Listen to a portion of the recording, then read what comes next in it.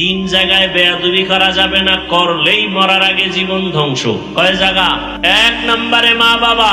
মা বাবার সাথে যদি বেয়াদবি করো, কসম আল্লাহর, মরার আগে ধ্বংস। মরবি না, পাও ভাঙবে, কিডনি নষ্ট হবে, রাস্তায় পাগল হয়ে যাবি। লিখে রাখ, কথাগুলো লিখে রাখ যুবকেরা, ভালো করে লিখে ঘরের দরজায় টানা। তিন জায়গার বরদোয়া যদি নেও, জীবন মরার আগে ধ্বংস। এক নম্বরে মা বাবা, দ্বিতীয় হলো শিক্ষক। শিক্ষকের যদি বরদোয়া থাকে, লেখাপড়ার জীবন ধ্বংস। রাস্তায় চলতে গিয়া মাঝে মাঝে দেখি পাগল ইংলিশে কথা কয়, দেখছেন নি কোনোদিন? আরে ইংলিশে কথা কয় পাগল, কি আবার ইংরেজি কোচিং করে নাকি? না, হিসাব করে বের করলাম, ভালো ছাত্র ছিল, বেয়াদবি করে অভিশাপে পাগল হয়ে গেছে। আছে না নাই? অনেক ছাত্র দেখি পাগল, কিন্তু আরবিতে কথা বলে। ওই মাদ্রাসায় ভালো ছাত্র ছিল, শিক্ষকের সাথে বেয়াদবি করে পাগল হয়ে গেছে।